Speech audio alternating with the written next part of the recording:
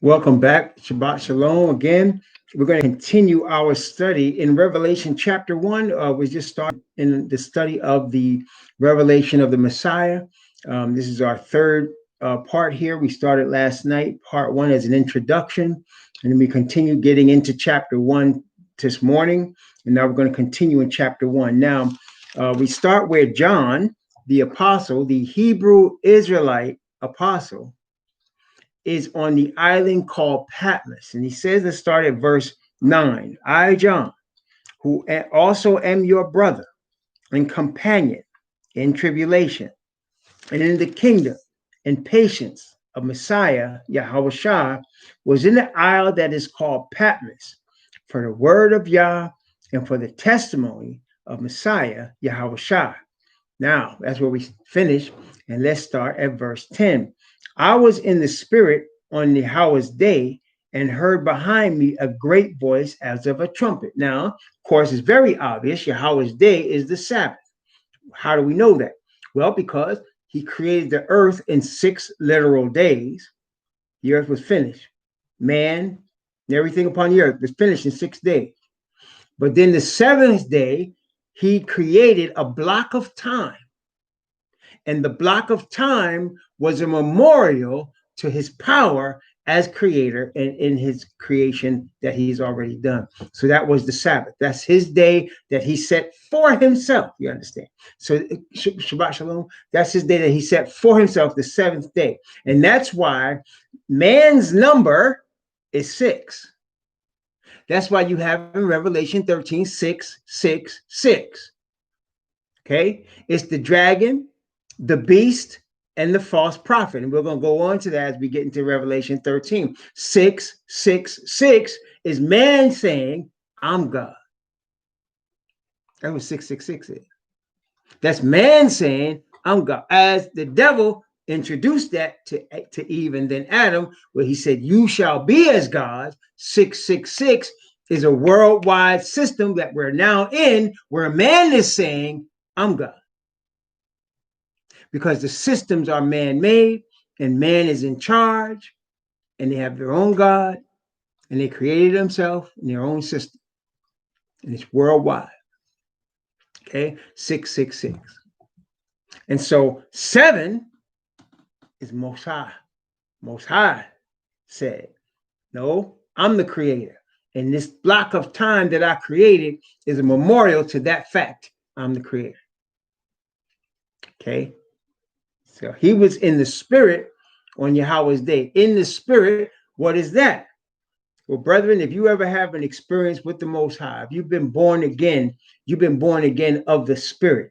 That means you were headed in one direction. Your mind was a certain way. And somehow by a spiritual miracle, your mind has been changed. You desire now another way. That's called born again. That's repentance. That's turning about from the way you was going. And your mind is now going the other way. It's not because you're smart or stupid. It's because the spirit has touched your mind and you're moving the other way. So sometimes the Father put his spirit on us in such a way. Sometimes he gives us visions. Sometimes he gives us dreams. Sometimes he gives us impressions. Sometimes we can hear his voice talking to us when you're in the spirit. John was in the spirit. And the Father sent Messiah to talk to him. And here's what happened. Verse 10. I was in the spirit on Yahweh's day and heard behind me a great voice as of a trumpet. So let's picture the scene. John is on an island. He's on an island. You know what an island is? An island is a land surrounded by water, right? So he's on an island surrounded by water. And behind him, he hears a voice. And the voice has a distinctive sound. It sounds like a trumpet. Okay? It sounds like a trumpet.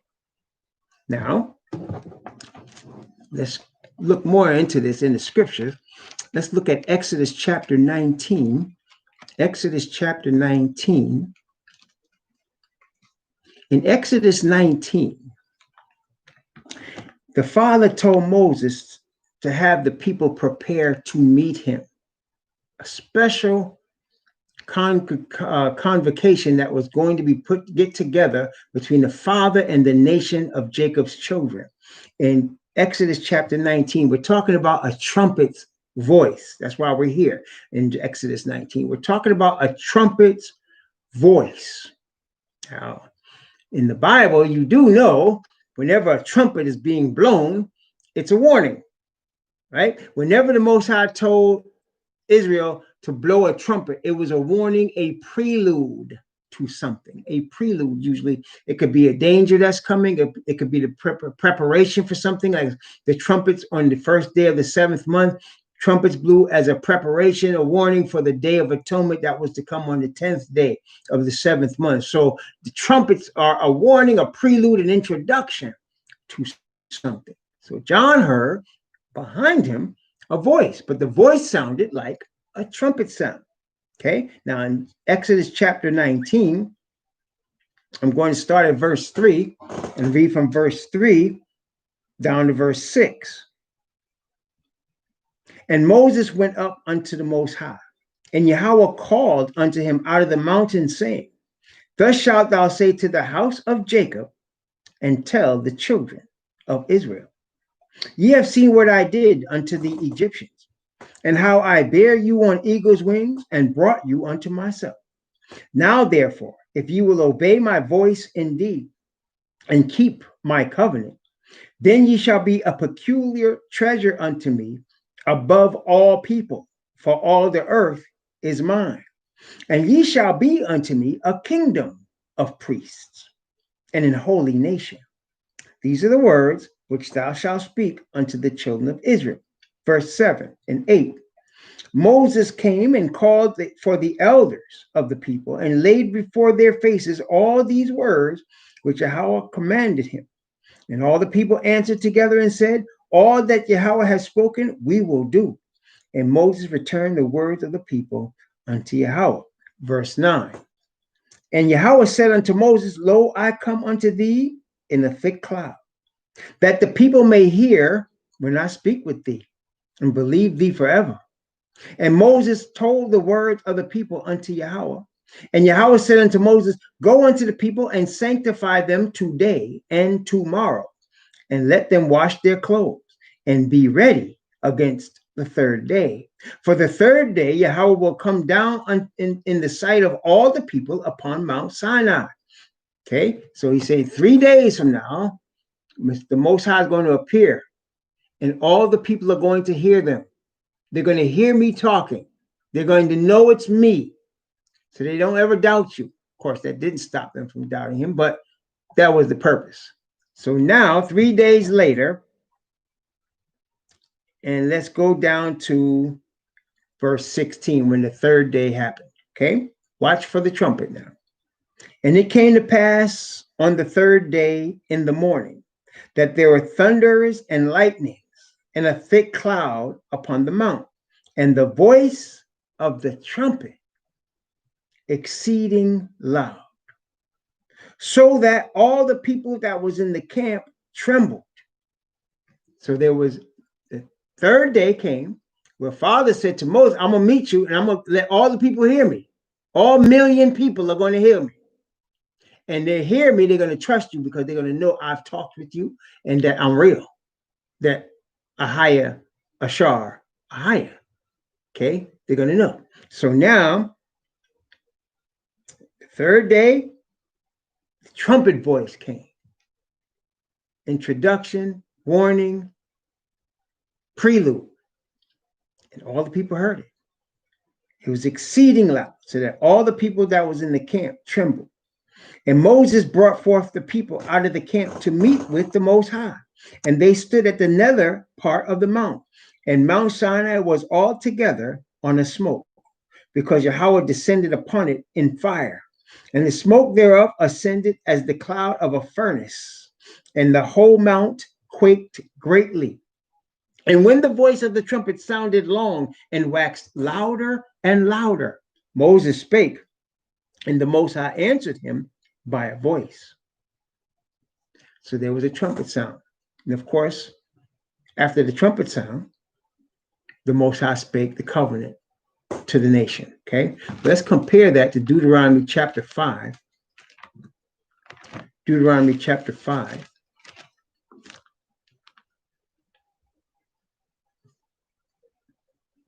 And I'm going to go Deuteronomy chapter 5.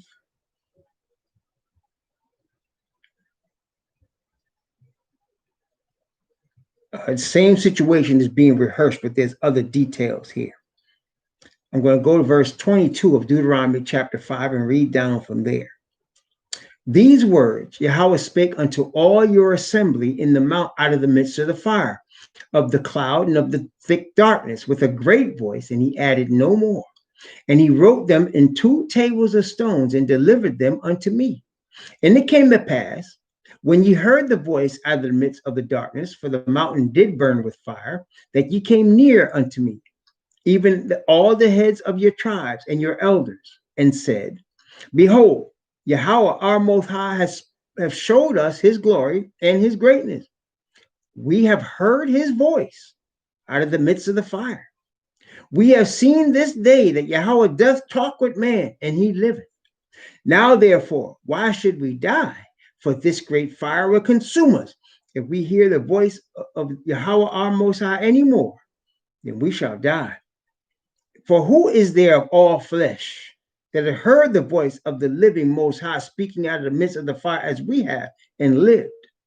Go thou near and hear all that Yahweh our Most High shall say, and speak thou unto us all that Yahweh our Most High shall speak unto thee, and we will hear it and do it. And Yahweh heard the voice of your words when ye spake unto me. And Yahweh said unto me, I have heard the voice of the words of this people, which they have spoken unto thee. They have well said all that they have spoken.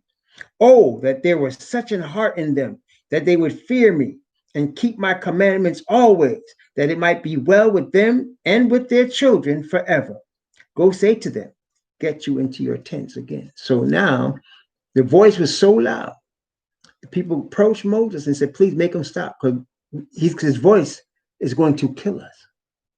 It was scary. Okay. Even Moses was scared. Hebrews chapter 12. Hebrews chapter 12. Notice what it says. Hebrews chapter 12. Hebrews 12. Beginning at verse 18. Hebrews chapter 12, beginning at verse 18. For ye are not come unto the mount that might be touched, and that burned with fire, nor unto blackness and darkness and tempest, and the sound of a trumpet, and the voice of the words, which voice they that heard entreated that the word should not be spoken to them anymore, for they could not endure that which was commanded. And if so much as a beast touch the mountain, it shall be stoned or thrust through with a dart. And so terrible was the sight that Moses said, I exceedingly fear and quake. But ye are come unto Mount Zion, unto the city of the living Most High, the heavenly Jerusalem, to an innumerable company of angels, to the general assembly and church of the firstborn, which are written in heaven, and to Most High, the judge of all, and to the spirits of just men made perfect, and to Yahushua, the mediator of the new covenant, and to the blood of sprinkling that speaketh better things than that of Abel. See that ye refuse not him that speaketh, for if they escape not who refused him that spake on earth, much more shall not we escape if we turn away from him that speaketh from heaven, whose voice then shook the earth. But now he hath promised, saying, yet once more I shake not the earth only, but also heaven. And this word, yet once more, signifieth the removing of those things that are shaken, as of things that are made, that those things which cannot be shaken may remain. Wherefore we, receiving a kingdom which cannot be moved, let us have grace whereby we may serve Yah acceptably with reverence and godly fear. For our Most High is a consuming fire. Yes, the voice of the trumpet scared them. One more. 1 Thessalonians chapter 4. First Thessalonians chapter 4. First Thessalonians chapter 4, beginning at verse 15. For this we say unto you by the word of Yahweh, that we which are alive and remain unto the coming of the Master shall not prevent them which are asleep. For the Master himself shall descend from heaven with a shout, with the voice of the archangel, and with the trump of Yahweh. For the dead in Messiah shall rise first. Then we which are alive and remain shall be caught up together with them in the clouds to meet the Master in the air. So shall we ever be with the Master. So, brethren, the voice of the trumpet is the same as the voice of the archangel. It's the same as the voice of the trumpet we heard in Mount Sinai. Is the same as the voice of the trumpet that Hebrews recalled about in Hebrews 12, that was loud and long, and the same as the voice of the trumpet in Revelation chapter 1 that John heard behind him. He heard the voice of the trumpet. Let's go back to Revelation now. Revelation chapter 1, verse 10. I was in the spirit on Yahweh's day and heard behind me a great voice as of a trumpet. Verse 11, saying, I am Alpha and Omega, the first and the last. And what thou seest, write in the book, and send it unto the 7 churches which are in Asia, unto Ephesus, and unto Smyrna, and unto Pergamos, and unto Thyatira, and unto Sardis, and unto Philadelphia, and unto Laodicea. Okay. The voice, he turned to look. Well, he heard the voice behind him, and the voice was saying, he's Alpha and Omega, the first and the last. What is that? Brethren, the Bible tells us there's only one God, and there's only one mediator between God and men. The man, Messiah, Yahweh. He's the only mediator. He's the only Messiah. He's the only sacrifice for the sins of Israel. He's the first, and he is also the last. There's no other. Okay? That's what makes him special. He's so special that people think he's the Most High. He is not the Most High. His Father is the Most High. He worships his Father. He said, he's my God and your God. Okay? My God and your God. So the Father is the only God, but he only has one Messiah. There's not two. There's only one man that can say, I do always those things that please him. There's only one man that can stand before him without sin. There's only one man that the Father said, I'm giving you the kingdom. It's Messiah. He said, I'm Alpha and Omega. I'm the first. I am also the last. There'll be no other. Okay? There'll be no other. And that's why, obviously, it's important that our Satan, our enemy, misrepresent Messiah. He has to misrepresent because he has to deceive the earth concerning him. Okay, has to, because Messiah is the way. Remember, we studied that? He is the way to the Father. That's why in the beginning of the movement that Messiah started, he said he is the way. And the people that follow him, according to Acts chapter 9, verse 2, are followers of the way. Because through Messiah, you get to the Father. Without Messiah, you don't get to the Father. Let me say that again. Without Messiah, you do not get to the Father. And so what does the devil do? He creates a false Messiah. He creates a white European Jesus and tells everybody, this is your Messiah. He's trying to turn you away from getting to the Father.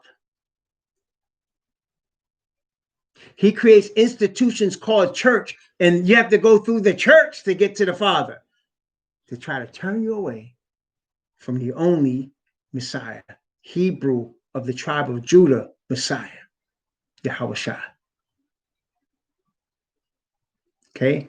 He is using every deceivable power, bringing forth every doctrine of devils in order to stop people from getting to Father. Okay? That's the object and goal of all the deception. Because once you find Father through Messiah, you will also find righteousness, eternal, unchangeable, all-powerful righteousness. Okay? That's what he's trying to stop. And of course, we talked about the 7 churches in Asia, which represent 7 congregations of the nation. Not only that, 7 congregations of the nation that actually existed in the area now we call Turkey, but not only that, they're representing the 7 stages of his nation all the way to the end. And the end being the establishment of Messiah's kingdom. That's the end. This book, Revelation, ends with the establishment of Messiah's kingdom. And that is the beginning of eternity for us. Okay? That's the beginning of forever for us. Remember what Daniel said, that the Most High is going to establish a kingdom that shall last forever, and he reiterated it. He said, even forever and ever. So let's look at that real quick. First Daniel chapter 2 at first, and then we'll go to Daniel chapter 7. Daniel chapter 2, with the dream of Nebuchadnezzar, which Daniel also saw and interpreted. Daniel chapter 2, verse 44. Daniel chapter 2, verse 44. And in the days of these kings shall the Most High of heaven set up a kingdom which shall never be destroyed. The kingdom shall not be left to other people, but it shall break in pieces and consume all these kingdoms, and it shall stand forever. Then again, Daniel chapter 7. Daniel chapter 7.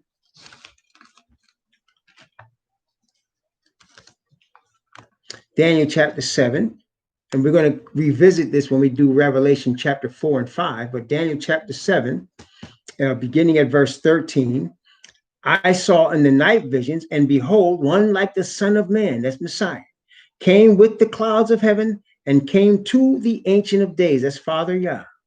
And they brought him near before him. And there was given him dominion and glory and a kingdom, that all people, nations, and languages should serve him. His dominion is an everlasting dominion which shall not pass away, and his kingdom is that which shall not be destroyed. Verse 18 of the same chapter. But the saints of the Most High shall take the kingdom and possess the kingdom forever, even forever and ever. Just to emphasize how long we're talking about. Even forever and ever. Verse 27, 26 and 27 of the same chapter. But the judgment shall sit, and they shall take away his dominion, to consume and to destroy it unto the end. And the kingdom and dominion and greatness of the kingdom under the whole heaven shall be given to the people of the saints of the Most High, whose kingdom is an everlasting kingdom, and all dominions shall serve and obey him. Okay? So it's reiterating the thing over and over and over again, that there's an eternal kingdom that's going to be established on this earth by Messiah and those that belong to the Hebrew Messiah. That is why there is such great deception on the planet concerning this. For Asatan knows he has to stop by any means necessary the chosen people from awakening, and the message of the chosen people given to them from the Hebrew Messiah to the earth. He has to stop it. He has to do everything in his power, and the Father allows him. He allows him. You say, why? Because the Father wants to show through the humble servants that he's going to raise up from being called niggers. He's going to raise you up. And through your humble beginnings, he's going to show the earth his power. Because that's what the Father does. Okay? That's what the Father does. He's going to show the earth his power through us. The Bible says he's going to be sanctified in you before the eyes of the heathen. He's going to be sanctified in you before the eyes of the heathen. They're going to see. So here, the 7 churches in Asia represent the 7 time periods of the children of Israel, all the way to the return of Messiah, which is the beginning of forever, even forever and ever. Praise the Most High. Okay, that's the beginning of forever. And you know what? That's the beautiful thing, right? That's the greatest, one of the greatest promises of the entire Bible is in Revelation chapter 21. The greatest promises of the entire word of the Father is in Revelation chapter 21. Notice what it says, Revelation chapter 21. And beginning at verse, well, we can begin at verse 1 and go down from verse 1 down to verse 4. And I saw a new heaven and a new earth. For the first heaven and the first earth were passed away, and there was no more sea. And I, John, saw the holy city, New Jerusalem, coming down from Yah out of heaven, prepared as a bride adorned for her husband. And I heard a great voice out of heaven saying, Behold, the tabernacle of Yah is with men, and they shall dwell with them, and they shall be his people. And Yah himself shall be with them and be their most high. Remember when he made the sanctuary, he told Moses, let them make me a sanctuary, right? That I may dwell among them. That's been his want. He wants to dwell on the earth with his people forever. He's going to get that. Okay. He's going to get what he wants. That's the Father. He's going to get what he wants now. Okay. And Yahweh shall wipe away all tears from their eyes, and there shall be no more death, neither sorrow nor crying, neither shall there be any more pain, for the former things are passed away. No more death. Can you imagine?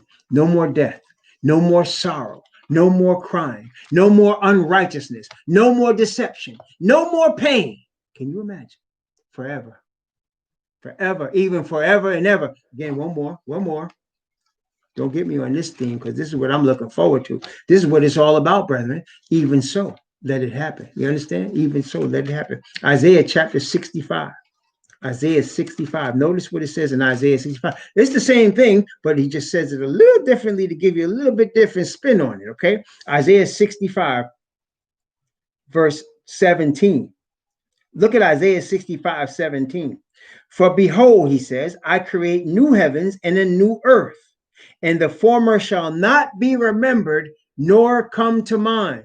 The former shall not be remembered, nor come to mind. Such greatness, such beauty, such light, such awesome power we're going to be experiencing when the beginning of the kingdom comes. We won't even be able to remember what this stuff was like before. It'll blot out of our mind what was before. The glory of what we're going to see and experience.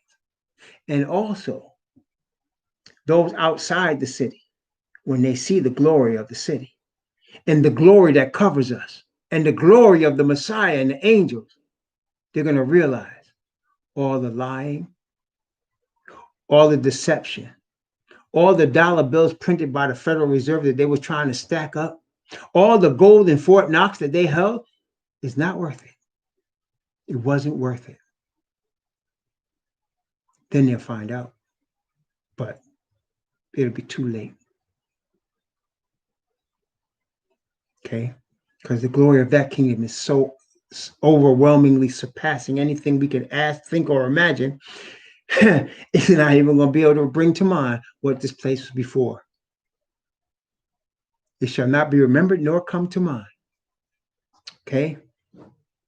And it starts with the awakening of his chosen people in righteousness.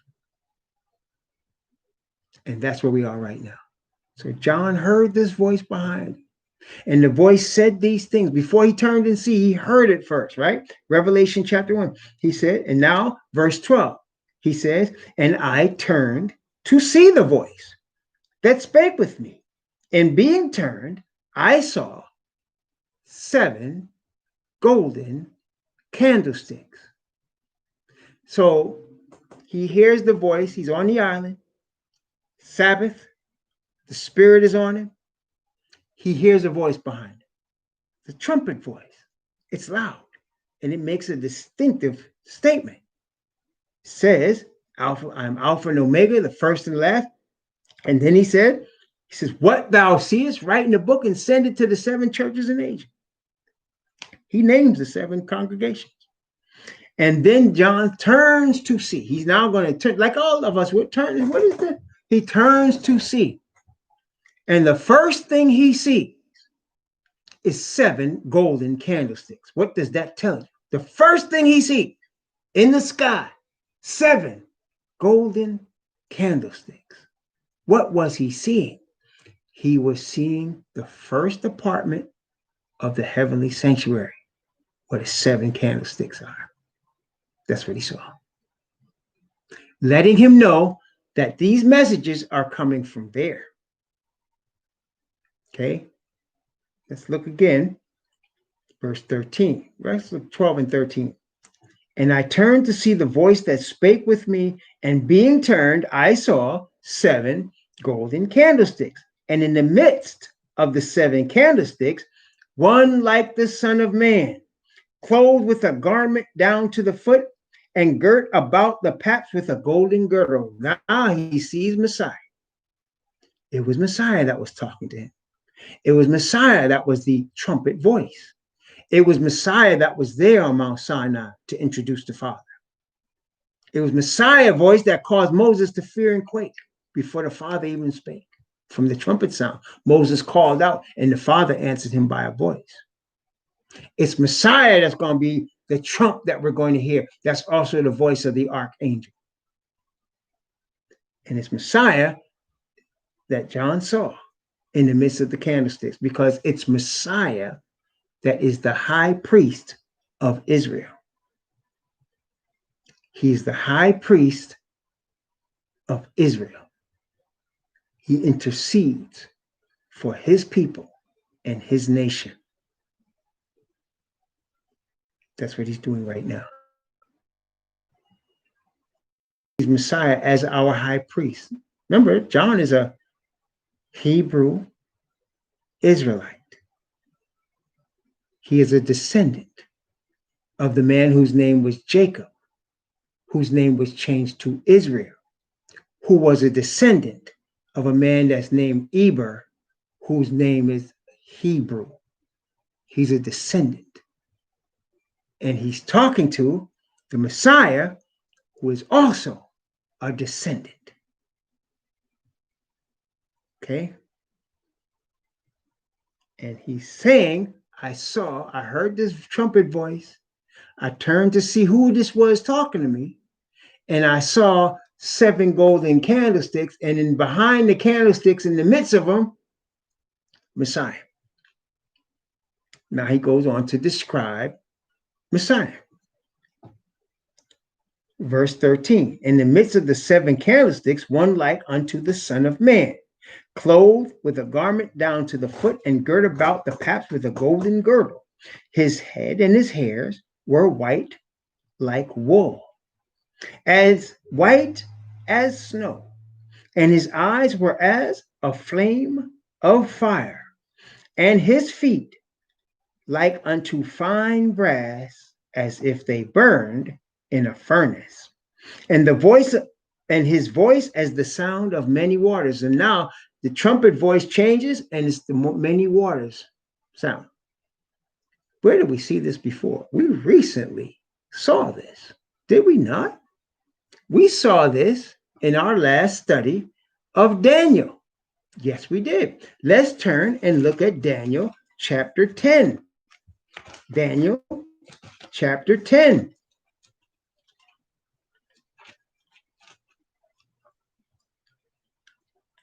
Okay, Daniel chapter 10.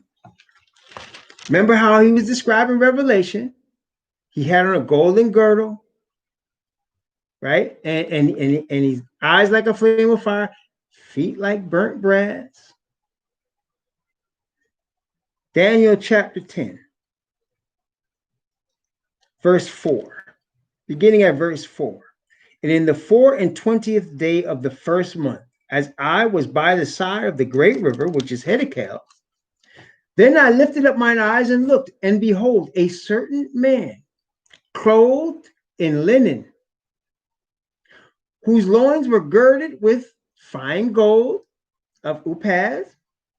His body also was like the beryl, and his face as the appearance of lightning, his eyes as lamps of fire, and his arms and the feet like in color to polished brass. If you looked up that word polished brass, it's burned brass. The same as Revelation chapter 1. And the voice of his words, like the voice of a multitude, the sound of many waters. The same person. Okay. The only difference is in Daniel chapter 10, he had not become begotten of the Father. What do I mean? He was not yet born of a woman. Whereas in Revelation chapter 1, he had been born of a woman. He had lived 33 and a half years as a man on this planet. He had been put to death for the sins of his nation. He had been resurrected from the dead and put back in front of the Father as the high priest. All that had not happened yet in Daniel chapter 10. Okay, all that had not happened yet. So they're seeing now, Daniel is seeing him prior to this, and John is seeing him after this. But it's the same man. All right. Burnt brass, my friends. Burnt brass. What color is burnt brass? Like the color of this thing right here. See that? Burnt brass.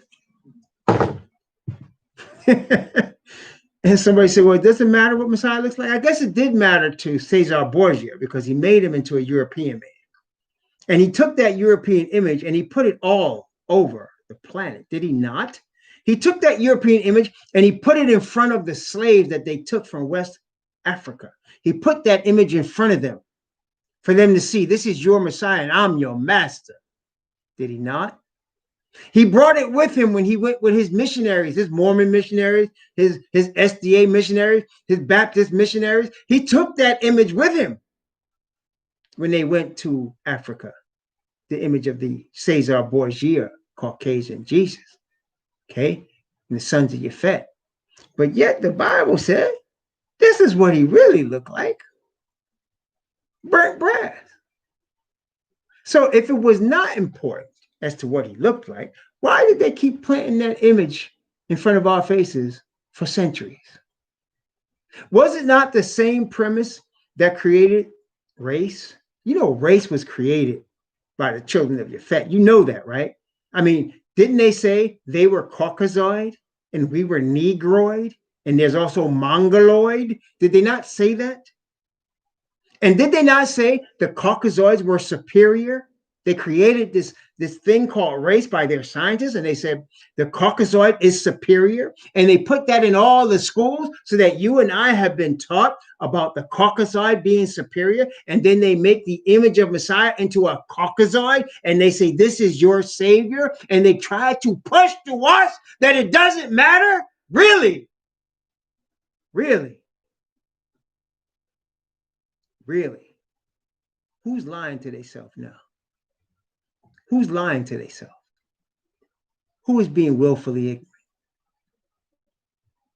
Who?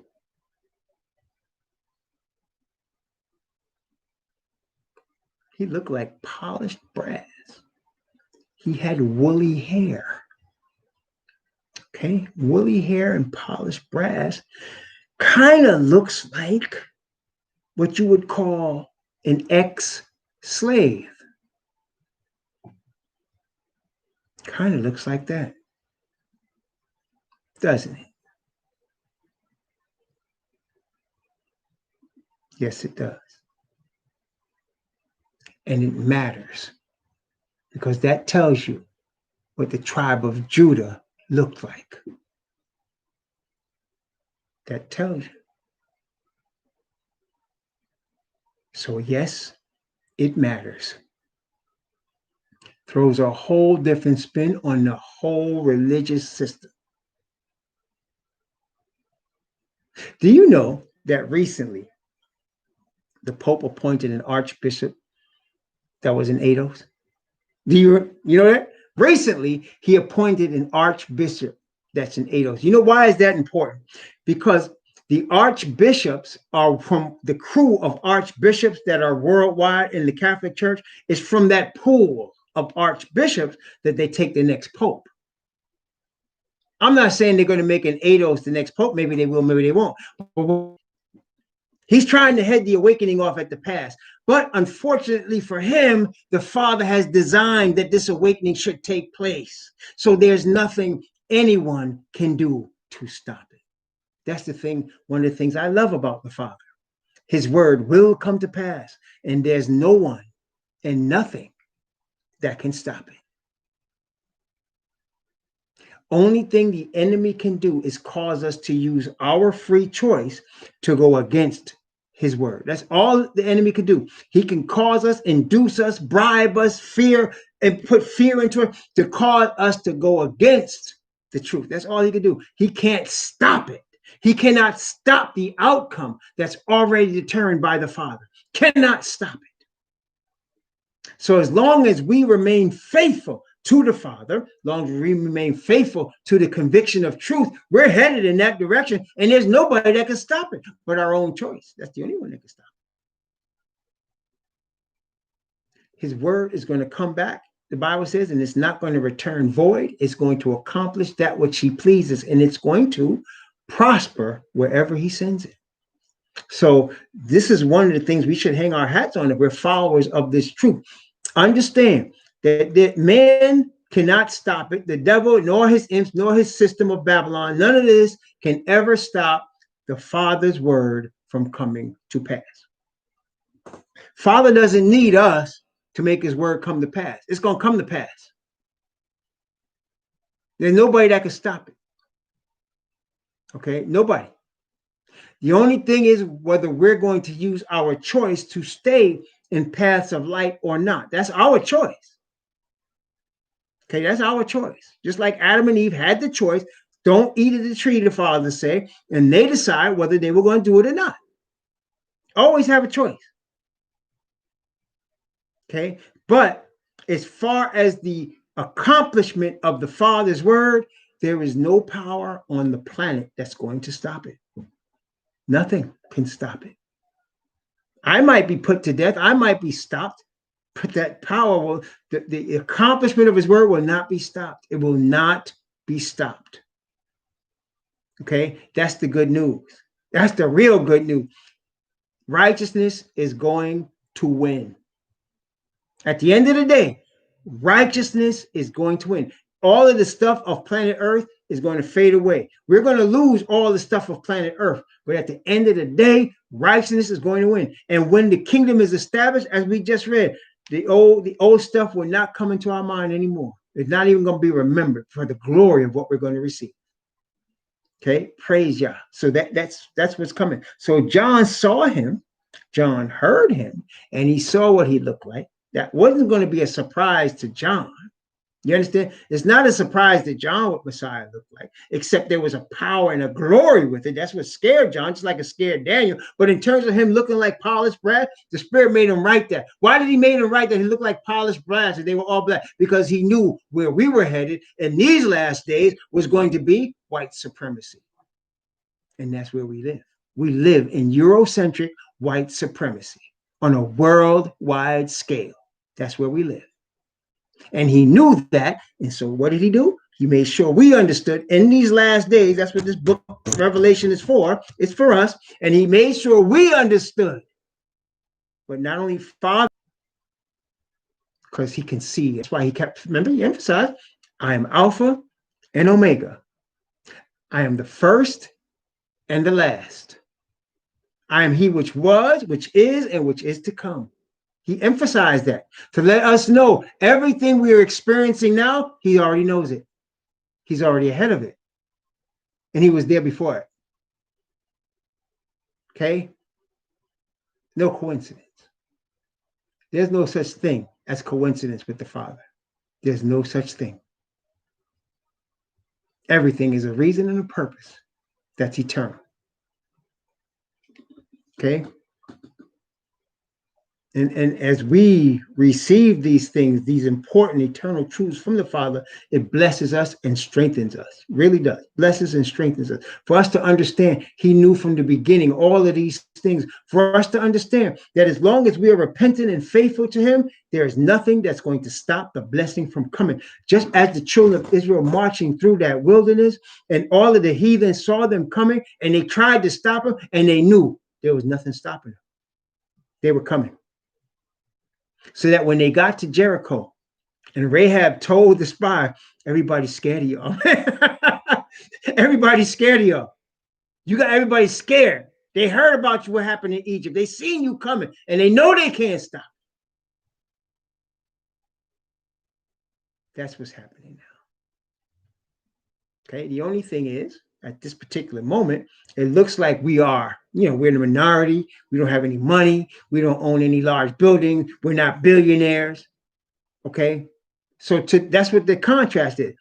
But we have the word. And more importantly than the word, we have the Father's Spirit with us. That's the most important thing. Father's Spirit trumps everything else. No pun intended. Trumps everything else. Okay? We believe that. We know that. The heathen don't. And that's what it comes down to. Okay? Okay. Revelation chapter 10, starting at verse 14.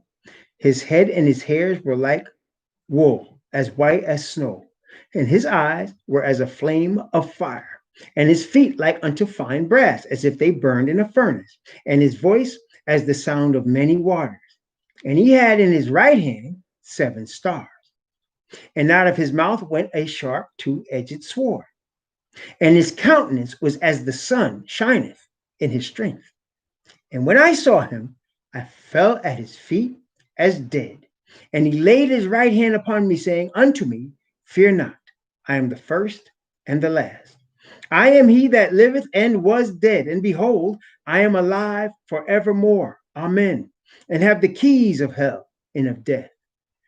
Write the things which thou hast seen, and the things which are, and the things which shall be hereafter. There it is again, past, present, and future. The mystery of the 7 stars which thou sawest in my right hand, and the 7 golden candlesticks. The 7 stars are the angels of the 7 churches, and the 7 candlesticks which thou sawest are the 7 churches, or 7 congregations of the scattered nation of Israel. And the angels and the 7 stars, the 7 angels. Remember now, the Father gave Messiah the revelation. Messiah sends the revelation through an angel to John. And he's also saying to us that there's an angel appointed for each era. 7 angels, an angel appointed for each era of time that goes from the beginning all the way to the end. The beginning, when I say, is not Genesis. That's not the beginning I'm talking about. I'm talking about beginning of the 1st century when Messiah appeared and he died and he resurrected and he became high priest. From that point to the end, when Messiah returns and the establishment of the kingdom and the new heaven and the new earth and the new Jerusalem. That's what I'm talking about. So that's the 7 periods. Okay, that's the 7 periods. Okay, now we're prepared to go into Revelation and to go into the 7 periods, beginning with the first one at Ephesus and ending in the last one in Laodicea. And this is Revelation chapters 2 and 3. We're going to be going through these periods. I'm not going to do them today, but I'm going to stop here as a good place to stop. We did chapter 1 now. We're going to go into the 7 time periods. We're going to talk about the 7 time periods, what has happened, what is going to happen, what is happening right now where we live right now. All of this is covered in the 7 churches, or the 7 congregations of the scattered nation of the bloodline of Abraham, Isaac, and Jacob, and those that also were grafted into the olive tree. I pray for you that you be faithful to the conviction of the Spirit of truth that the Father places on your heart, because you will go through to the end and you will be fine. I pray that you pray for me, lest I myself preach to others and I be a castaway. Pray for me that I be faithful to the Most High, to his truth, to the conviction that he has given me, that I might go through also to the end, and that we will meet each other together at the end. Praise the Most High. Yah. May the Most High bless you this week until we meet again. And next time, by the grace of the Most High, we'll be going into chapter 2 of Revelation, starting with the church at Ephesus. Shalom.